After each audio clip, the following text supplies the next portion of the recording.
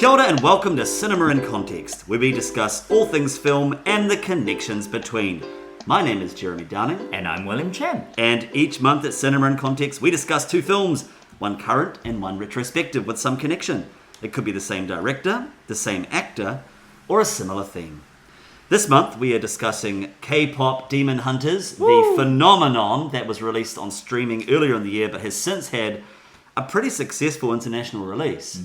And Buffy the Vampire Slayer, the film, which was released in 1992.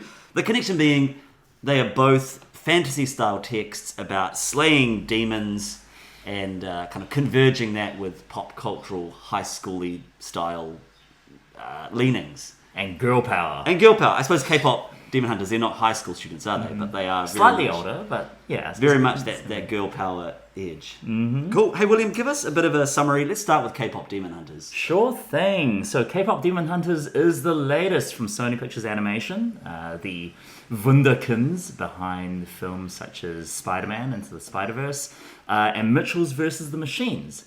So this film posits a world where K-pop isn't just the biggest music sensation in the world, but actually protect the world from the forces of the demon underworld. Our three leads, Rumi, Mira, and Zoe, are members of a band called Huntrix, the hottest K-pop band ever, and they are aiming to harmonize and create the golden harmoon, this musical perfection which will forever seal the demons away. And let's just say that stuff gets slightly out of whack when the demons mount their own countermeasures by forming a boy band of their own called the Saja Boys. Brilliance. And Buffy the Vampire Slayer, written by Joss Whedon and not directed by him, despite him later becoming a very successful director. Directed by Fran Rubel Kuzui, I believe. And Buffy the Vampire Slayer follows a high school student. She's living in LA. She is a typical 90s cheerleader type, loves going to the mall with her friends. And this is interrupted when she is told by Donald Sutherland that she is indeed the once-in-a-generation demon slayer, vampire slayer, all things evil slayer. And this sets her off on a trajectory of, I guess, discovering what her responsibility in the world is. And this is met up with some vampires appearing at her high school. And conflict ensues. Indeed it does. It's worth saying that we will be spoilering both films. I've also given William a selection of episodes to watch, which you've managed to watch, at least one of them, eh? And I'll explain about those in a second. So there will be spoilers to the Buffy the Vampire Slayer TV series, I believe. Potentially Angel, but look, if you're listening to this, you're probably a fan, or you're not going to worry too much about that. I would also like to say that Sarah is away. She's currently in Fiji. Having a great old time. It's literally pouring with rain outside. She sent us photos of just like sun-soaked beaches, sunset cocktails. A lot of coconuts. Yeah. It looks highly enjoyable. So special shout out to Sarah and Doug as they enjoy a very relaxing break. Love you, Sarah. Should I start off by talking about the TV series? In the Yes. episodes? Okay. So Jeremy, this is it, right? We are finally here talking about Buffy, the magnum opus, shall we say? This and I don't know. Do you like Buffy or Leftovers more? That's a great. I think Leftovers. Okay. But Buffy has more content, so there's more connections to be made. More episodes. And I think more of a cultural kind of connection, so people have a point of reference with Buffy, whereas people don't really know that the Leftovers exists. Might I just say as well, Sarah, I think she wasn't planning to go to Fiji. She went to Fiji to get away from this conversation. No, I don't think so. But yes, I am a big Buffy fan, and the joke on the podcast is I brought it up, many a time. I guess I've got a bit of a spiel, but I might just sort of pause that by saying I gave you 3 episodes to potentially watch, and you chose Hush. Yes, that's correct. The episode 10, the 10th episode of season 4 of Buffy. Hush comes in a season that is known to not be the strongest season of the series. Okay. But Hush is known to be one of the strongest episodes of the season. It's famously the only one that was nominated for an Emmy for writing, and we'll talk about the irony of that in a second. But before they do a lot of writing in the episode. This is true. Before I kind of go in and talk about those episodes and why I suggested them, this is your first foray into Buffy the Vampire Yes, it Slayer. is. So last night I switched on Disney Plus and watched my very first Buffy episode ever. Now, I like a lot of Joss Whedon's stuff. Huge fan of Firefly. Like his Marvel stuff. Dr. Horrible, lots of fun. Dollhouse, I've seen bits and pieces. But for some reason, I've just never, ever seen a single episode of Buffy. I don't know why. I think watching at least this one episode now, I can totally see why it's garnered such a cult following over the years, right?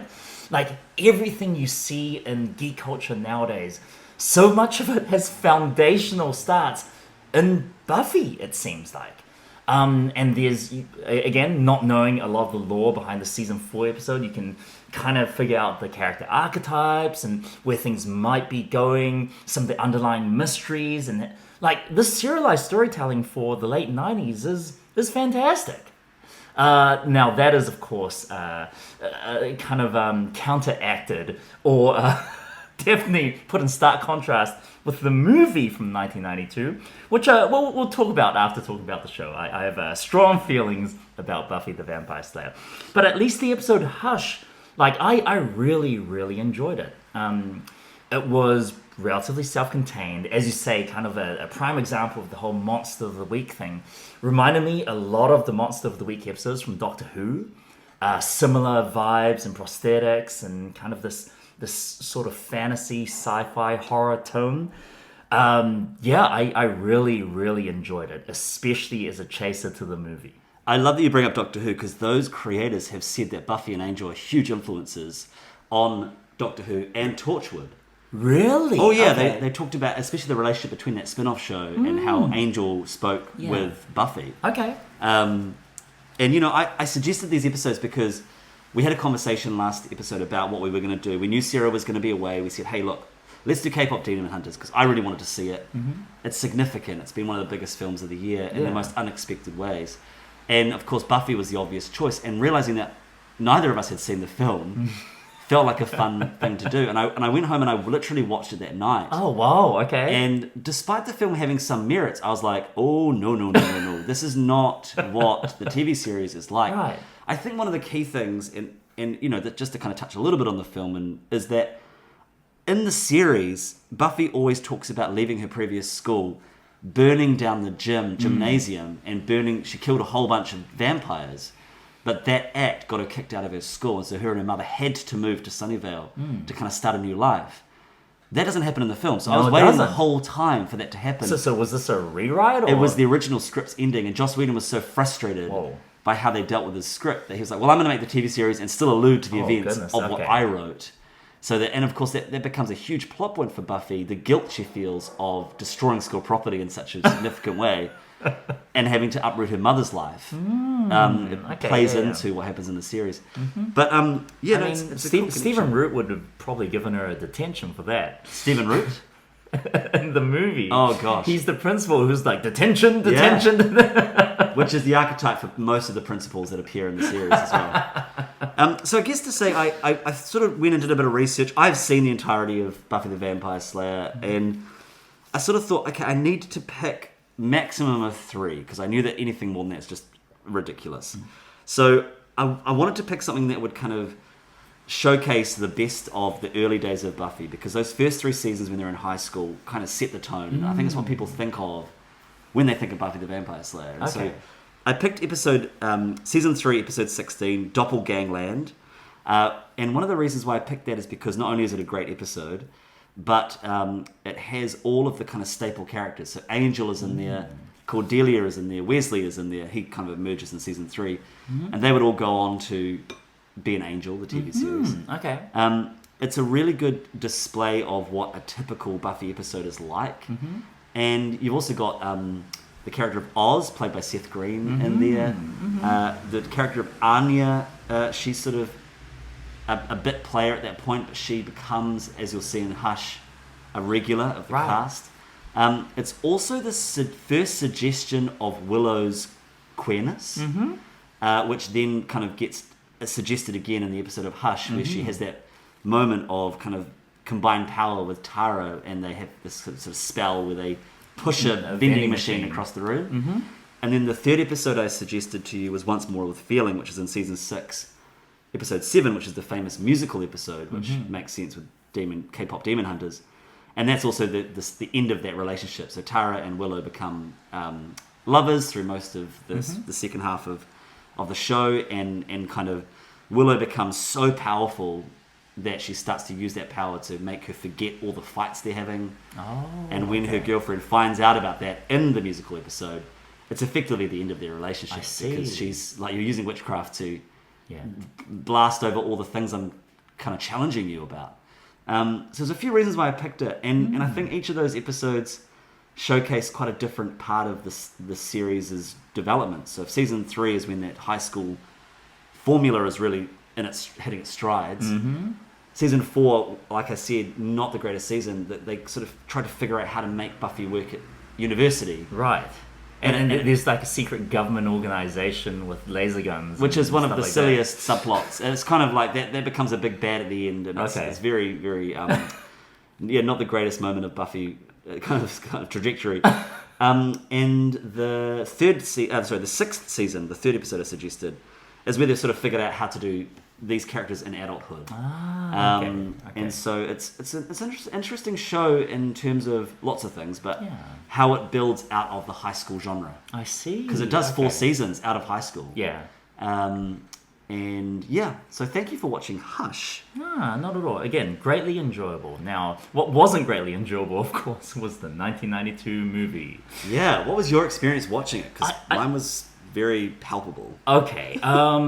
I think Jeremy, I enjoy a bad movie, right? I search for them. I have a lot of fun and reverence when watching movies like Cats, aka the greatest movie ever made. But something about Buffy, maybe it's just the in-your-face 90s-ness. Maybe it's the overuse of judo tosses. But it just did not work for me, and I found myself so bored. I think watching the TV series or episode of the TV show immediately afterwards kind of put things in perspective. Maybe it's the music. Because so the TV show, again, Hush is a strange episode because, their voices are taken away, so there is no Joss Whedon dialogue. I think that's worth saying that, right? There's the majority of the episode is no dialogue. Yeah. And any dialogue, as you said, is written down. Yes. But it's filled with jokes. Oh my god. It's just like joke a second. The timing of the jokes is brilliant. Yeah. And you get the feeling that they're trying for the same thing in the movie, but it just does not hit. In Hush, when the gentlemen are floating along, there's a real foreboding orchestral score. When Willow's being chased down the corridor, the strings are going jump, jump, jump, jump. And then in the fight scenes for Buffy the Vampire Slayer, the movie, the music is, again, I'll try mimic it using my mouth. It's like, oh my god, there's no energy here. No energy. And meanwhile, people are doing stunt doubles are doing gymnastics flips and judo tossing people on tables, which happens like 20 times in the movie. Which happens in the show the whole time. Oh, okay. It's like a showcase of a stunt team's, greatest hits. Yeah. I think for me, I really enjoyed the start of the film. I thought the kind of 90s high school setup so 90s was great. And I thought that, I guess as such a fan of the show, to see the kind of genesis of this idea was really nice. And then it starts to make less and less sense. I think when Rutger Hauer's pulling a sword out, I'm like, what is happening? Not just a sword, but an anime-ass katana out of a cane. Yeah. I was like, that's the end of the film? Like, it was so anticlimactic. And then, meanwhile, while that is happening, you have Paul Rubens just improvising for what felt like hours, going, ooh, ow, owie, like... This is not funny, you guys. It's not funny. And that's Paul Rubens post being arrested, isn't it? Okay. Yeah. Hey, but let's just talk about that, because I literally wrote down Paul Rubens, ! Rutger Hauer, ! Hilary Swank, ! David Arquette, Ricky Lake, Stephen Root from Office Space, and then, of course, Ben Affleck turns up.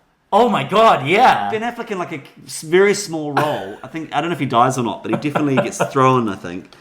It's like, this is packed with incredible actors. Jeremy, I'll show you my notes. I don't have that many actors, but I also have Paul Rubens, ! Hilary Swank, ! Hilary Swank, poor Hilary Swank. Future Oscar Academy Award winner Hilary Swank doing like a cross-eyed, ooh. Yeah. It's like, oh my god, the 90s... Maybe the 90s weren't as rosy as we think it out to be. Actually, I messaged Sarah, but I forgot that she was going away. I said, hey, look, I know that you're averse to kind of the topics we're talking about, but I feel like the 90s-ness of this, you would be such a wealth of pop cultural kind of connections, because she was a teenager at this time. That's right. And she just would have helped us navigate what was happening. The fashions, man. My goodness. Denim. Lots and lots of denim and leather. Yeah. Also, just how people spoke. I don't know if that was a 90s sitcom kind of thing, but some of the line deliveries were awful. My favorite one is from Luke Perry, Pike, I think his name is, where he has a falling out with Buffy, and he says, "I'm not angry, just disappointed." Thanks, we're going to take... That's the take we want. Yeah. I tell you what the film does have that I really appreciated was that transition of seeing Buffy as the vapid cheerleader, realizing that she had to hold something of more weight, and her friends not understanding it. And I think... That's good. In the TV series, she comes to Sunnydale with that sense of responsibility already. It's one of the reasons why she doesn't connect with the Cordelias, the kind of the cheerleaders of that school, and she's not fazed by them. Like, they kind of want to accept her because she seems to be on the surface the classic Mean Girls kind of bringing her in, but she's not interested, and so she befriends Willow and Xander, the sort of the outcasts, because I guess they've got more of an eye on what's happening in the school, and so it was really nice seeing the genesis of that part of the story, and regardless of how weirdly Donald Sutherland's character was introduced. That is there, and I think that does carry through into the series. Yeah. And in a sense, that's the most interesting part of the story, right? It's like, how does a young woman of this type, how do we see her grow and become more complex? In fact, they repeat that same storyline with Cordelia in the show. Okay. She becomes far more... she has a lot more depth to her character than is initially... She's effectively the mean girl in the first season. Yeah. And then she becomes a love interest for Xander. She becomes a jilted lover of Xander, and then she ends up going to Angel and becoms a love interest for Angel, and she becomes a significant character until she's... Angel's David Boreanaz, right? Exactly, yeah. So his storyline is he is a vampire that has committed some of the worst atrocities in history, and a gypsy woman curses him with a soul to feel the pain of all of his all of his errors. So part of the show plays with him losing his soul and becoming an evil demon again, and then gaining it back. I see. Okay. But in the end, he moves to LA and he kind of moves out of Buffy's life. Yeah. But Cordelia becomes a really great almost extrapolation of that Buffy journey of the kind of seemingly valley girl vapid, ditz, to someone with a lot more substance. So, I mean, that's in the film. And I did feel that transition, right? Especially, at the end when they go into the dance and Buffy just can't connect with her old friends anymore. And Hilary Swank's like, meh, meh, meh. Yeah. But yeah, I agree. Like, it's definitely in the text and you feel that. Especially compared to the beginning where they are the world's worst cinema goers. That made me legitimately quite angry. We've literally done an episode, a mini-sode on how some of our worst cinema going experiences. And it was like... And then they've got the gall to be annoyed at the boys. Yeah. But yeah, overall, just the 90s-ness of the whole thing. I don't know. Like, again, we've talked before about how the 90s had some pretty great stuff coming out of it. I mean, recently, just barbed wire was so much fun. And maybe the late 90s or the mid to late 90s were more fun than the early 90s. But then again, you have stuff like Ace Ventura and all the Jim Carrey-ness, and that I enjoy all of that energy. So just something was lacking from this, and I don't quite know what. Just on the note of barbed wire, in TV series, I saw that that Pamela Anderson and her sons are looking to bring into as a TV series. I'm like, I'm so here for this. That'll make a great TV series. Yeah. And I think you mentioned about the serialized nature of TV. That's one thing. Rewatching the episodes that I suggested. we don't get episodes like that anymore. No. Like these kind of fun, self-contained. Even the episodes that are heavy in lore you mentioned about, they're still self-contained stories. They kind of have their own little arc, and I missed it. And even with Buffy, the movie, how bad it was. Like, there's something really, it's nostalgic about how they were telling the story. I mean, I can't help but think of Candyman again because it's the same time. But also Super Mario's brother movie, which feels just, it's got, of a piece. Yeah, They filmed in the same alleyways. Which brings us to quite a different text, really. Like, similar, like the DNA of Buffy is in K-pop Demon Hunters. Oh yes, undoubtedly. But man, this is a movie of this generation. It is so similar to, I thought about Turning Red was another, like these big slick films.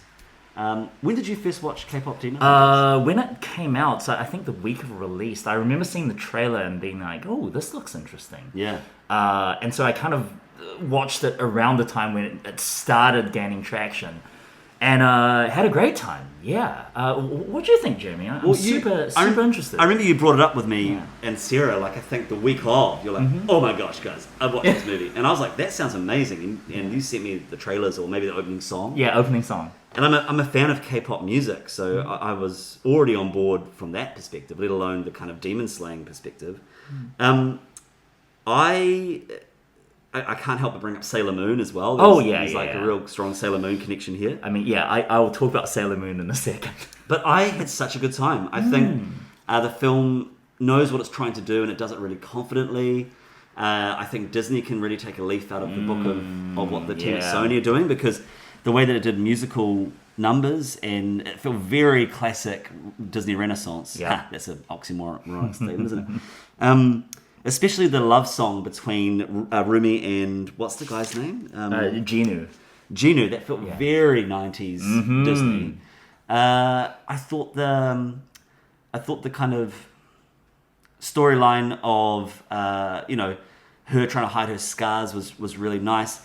It did have the problem that Buffy also has sometimes, which is when they start playing with who's a demon and who's not, it starts to throw into question, but they're murdering all of these demons. So then if someone can be redeemed, that starts to mess with the mythology. It was the same in Buffy with Spike, who's the vampire. He's in there, and it's like, but why is he not eating everybody when you keep showing demons just being these like eating machines? Okay. But that aside, I thought I did really like her storyline with her trying to hide her scars, and it was a wonderful time, and the music's so good. Oh, it's so good. I mean, now when my students in class are singing it, I'm like, I know that. My little soda pop, so good. I mean, you bring up Turning Red and Sailor Moon and Disney, and really those are the touchstones, right? Especially Sailor Moon. I think Sailor Moon has its fingerprints are so distinct on both Turning Red and on K-pop Demon Hunters. These are filmmakers who grew up watching 90s anime, right? From the color palette, I mean, pure Sailor Moon, to the fact that I think this is a movie which does something quite different with American animation, in that you have these beautiful, glamorous female leads, and they're just not afraid to make them look stupid, like look ugly and gremlin-ish and angry and pull faces. And it's like, this is what Sailor Moon was all about. You go back to watch old episodes of Sailor Moon, and there's the demon hunting stuff, but most of it was a slice of life anime about these awkward girls in high school, and they go to a coffee shop and fight over the flavor of cake, and that was like half the episode, and that's why we loved it, And I think that they've really tapped into something special about letting girls be girls. Like they're not deified. They are people like you and I, which is kind of funny in the grand scheme of the narrative, because they are also the most popular pop stars in the world. Yeah. And really, like, thank you very much, Jeremy, for bringing up Disney, because watching it, I could not help but think of Disney's failings over the last decade or so, right? Like, Disney really hit a stride with Tangled and Frozen and Wreck-It Ralph, and they're all good to great films. And then recently, it's just really struggled to capture what people love about Disney movies. Now, I have a list here about what K-pop Demon Hunters does, which Disney should take note of, right? Nice. What have you got? First of all, you have your adorable female leads. Yeah. I don't know. Did you see Wish? No. The 100th anniversary celebration. No, I heard it was terrible. It's awful. Like, one of the worst. And the lead, Asha, is like, oh, I tripped over. Oh, no. And it's like, well, if you made her interested in STEM, you would hit all of the talking points. Just this really, really poorly fleshed out character, and her only defining trait is she's clumsy. But K-pop Demon Hunters, like, it fleshes it out and again makes them feel like real people. Okay, number 2. Now, foreign cultures. I have foreign in quote marks.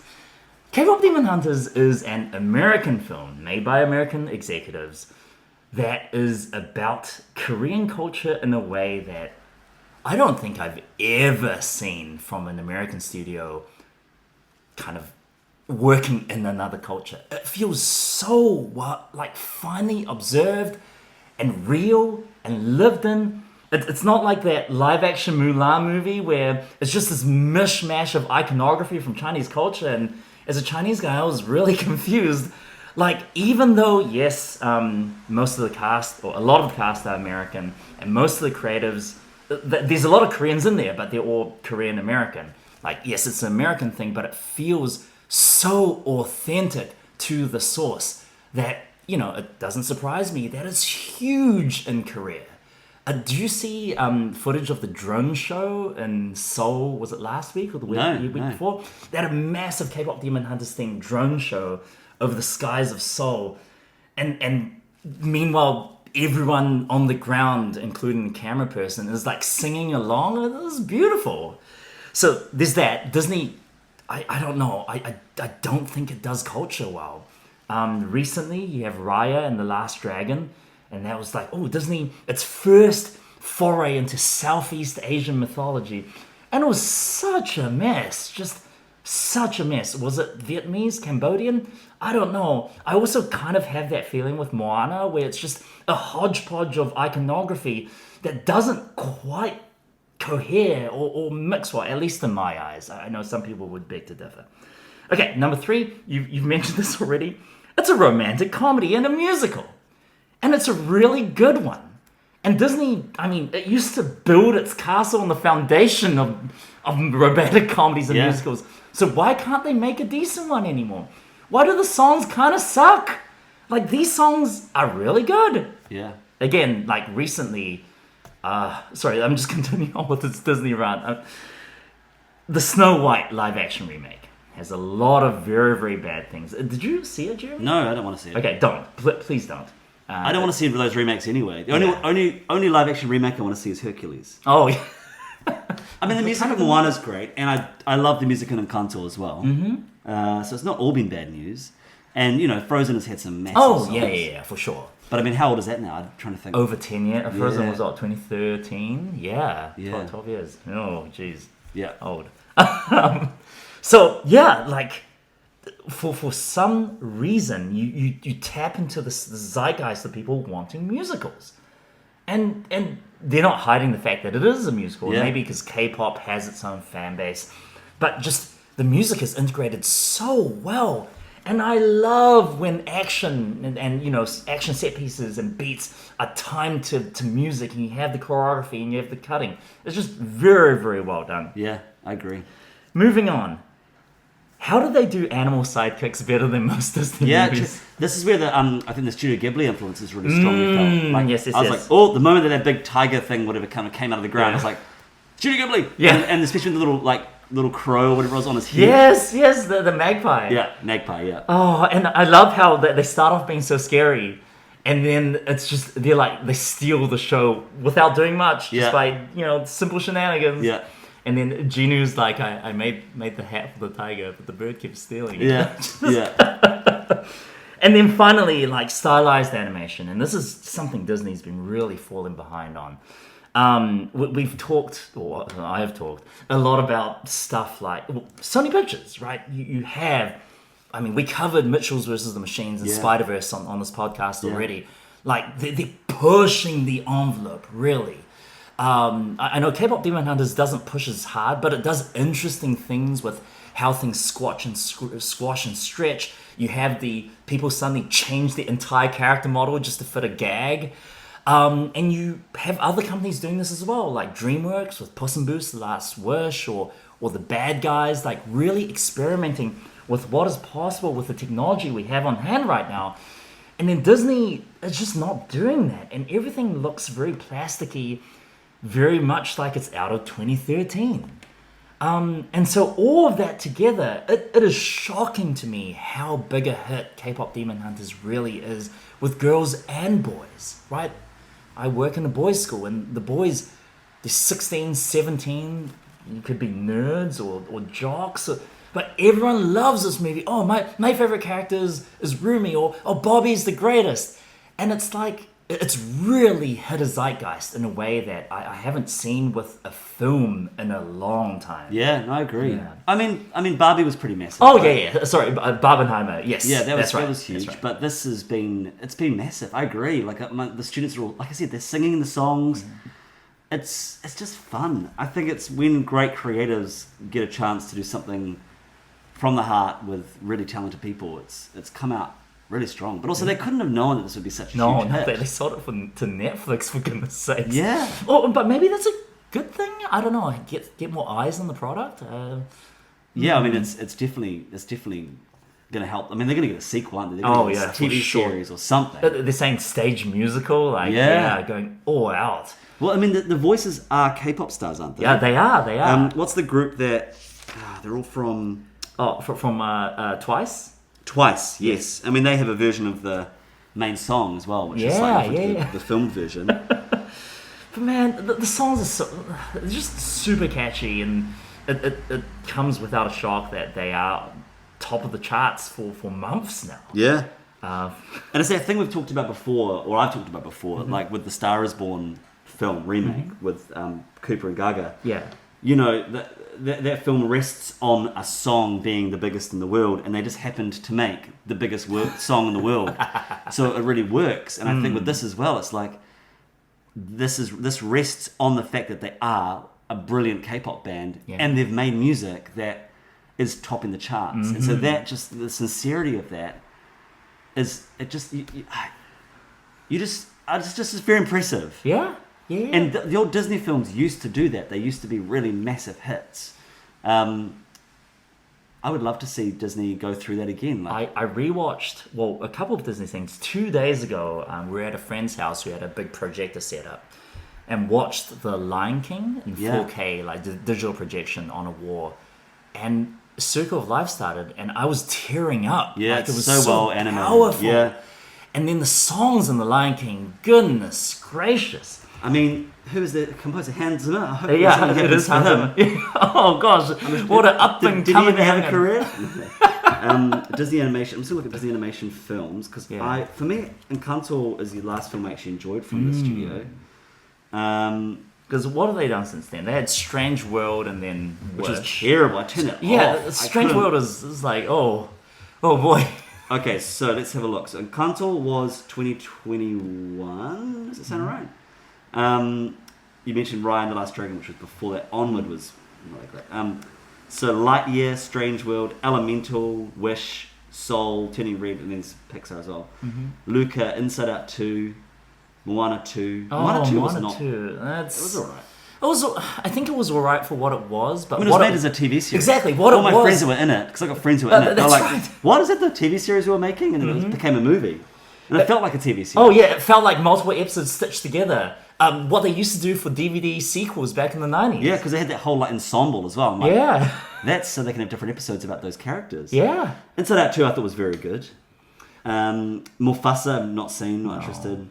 And Elio is the... Oh, that I enjoyed, but I tend to, I think, see Pixar as something different. Yeah, true. But just like... I'm not looking. So Frozen 2... Ralph Breaks Into I never saw. Oh, that's an awful movie. Coco was great. Coco was good. So back to Coco Moana days. Finding Dory I absolutely love.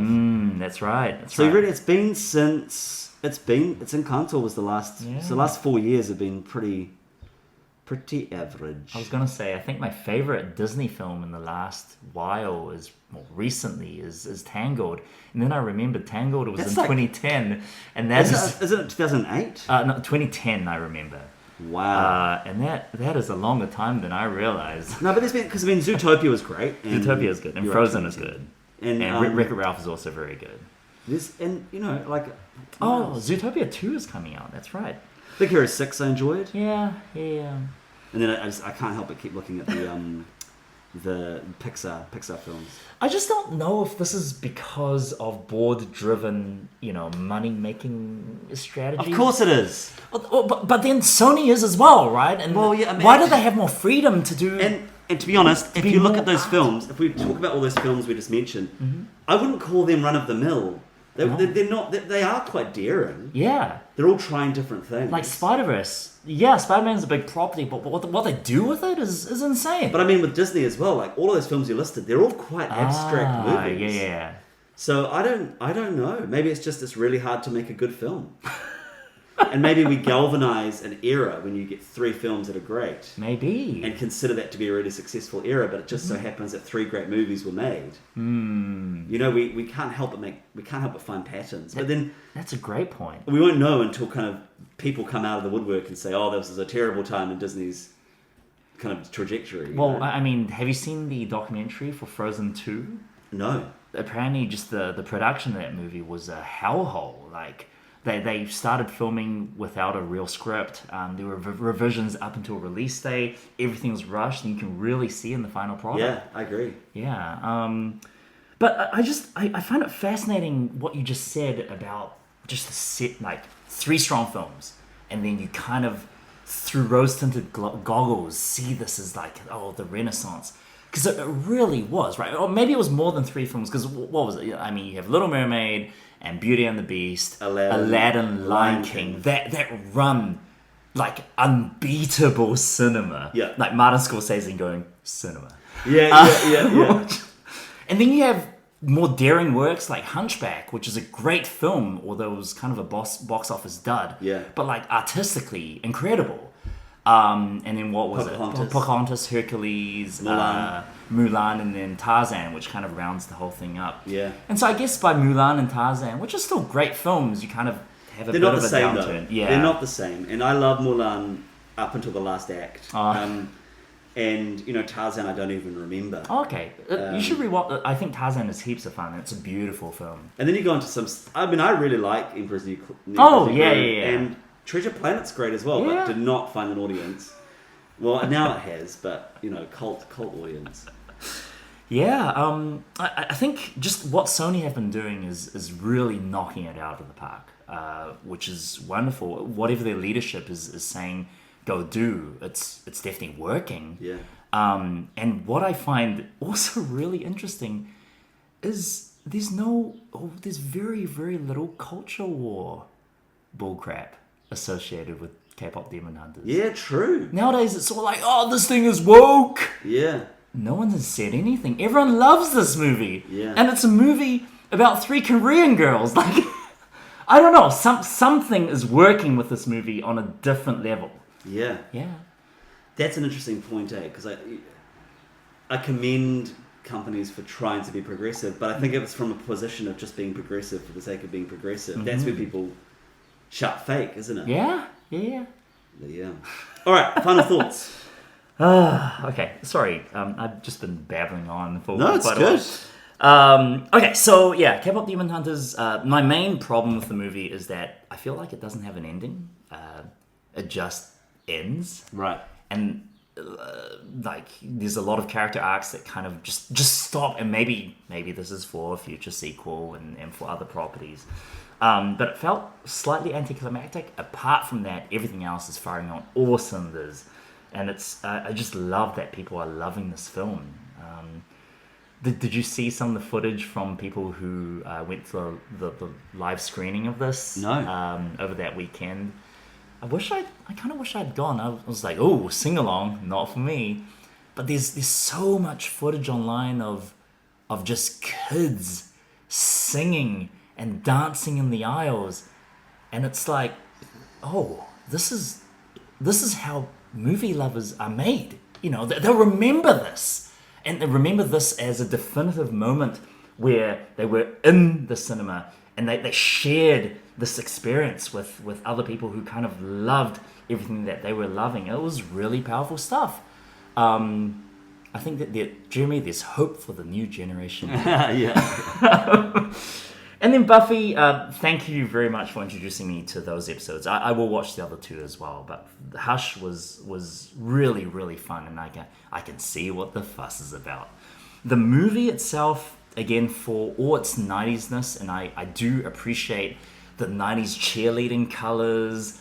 It gave me, I mean, this isn't 90s, but I kind of see where stuff like Kim Possible comes from now, which is just, it's just that as a cartoon. But yeah, it's just something about the movie, like Donald Sutherland's performance, where he seems drunk or asleep half the time. Everyone kind of, speaking of recent films, like Spinal Tap turning it up to 11 in terms of acting, it just did not work for me, and I found myself bored and just really wanting the experience to be over. But then watching the TV series immediately after, it's like, okay, so I see what's happening, and this is kind of a logical evolution of the same idea to its logical conclusion. Nice. Yeah, I think for me, I've always, whenever I watch Buffy, especially that first season or even the first two seasons, it feels very dated, low budget, and not that thrilling, at least the first time I watched it. And the thing that kind of got me was the writing and the characters. But watching the movie, I'm like, oh my gosh, the TV series is so much better than this film. The action's better, the kind of sets are better. And I was like, wow, I never thought a movie would actually look worse than a 90s TV I know, series. right? There's a scene where Paul Rubens' stunt double is hanging off the front of a van, and it looks like the worst thing you've ever seen. Yeah, yeah. There's no action, there's no suspense. It's just this guy hanging off the side of a van. Like, that's it. Yeah. But I still enjoyed watching the film from a kind of fan perspective. I too was quite bored. I don't think I'll ever really go watch it again. I thought, is it Kirsty Swanson? Oh, yeah. Sorry, we haven't even talked about the lead. Yeah, Kirsty she's Swanson. fine. She's not a very good dancer. No. Her cheerleading at the start's not very good, but she does a great job with the character. Yeah. But I agree with you about Donald Sutherland, and just the general kind of vibe of the film is all over the place. It doesn't really know what it's trying to do. I love how he's introduced as this mysterious, Obi-Wan, and he gets his butt kicked immediately. Yeah. And I think as well, knowing what the mythology of the Watcher, which is, every Slayer has a Watcher, a person to guide them, which is played by Anthony Head as Giles in the TV series. And, that's a massive part of the show. Yeah. He's there the whole time. He's there through 7 seasons. I mean, there's times where he kind of leaves Buffy, and, that's part of the kind of conflict of the show. But there was none of that in what he was doing. And I didn't mind Rutger Hauer because the TV series struggles with the villains. Like, there's some really great villains and there's some really average villains, and he would fall in the box of very average. So I didn't mind that. Anime sword. Yeah, no, that's terrible. But K-pop Demon Hunters, I had such a good time. I'm really happy to see it's getting the colours it deserves, and I would be more than happy to see future K-pop Demon Hunter kind of products, whether it's film or TV or live stage shows or theme parks, or I think it's a really exciting property to see how that develops. And I guess we'll see how it influences the ongoing journey of animated films. And I mean, broke the record, finally surpassing Red Notice as Netflix's most watched movie of all time. Wow. Remember Red Notice? Nope. What a film. Don't remember at all. Oh, you seriously? It's the Rock and Gal Gadot, and who was it? Ryan Reynolds. Yeah, right? vaguely. But, yeah, they go on heists, and it's wacky. Cool. Yeah. All right, well, on that note, thank you for listening to another episode of Cinema in Context. If you enjoy our podcast, then please share it to your film-loving friends. You can listen to Cinema in Context on SoundCloud, Spotify, Apple Podcasts, and where all great podcasts can be found. Look out for our next episode in a month's time. Oh, before I've just skipped a sentence. You can follow us on YouTube, Facebook, Instagram. These are great places to let us know of what you think of this episode, as well as give us suggestions for future films to discuss and compare. Well, on that note, no ora mai.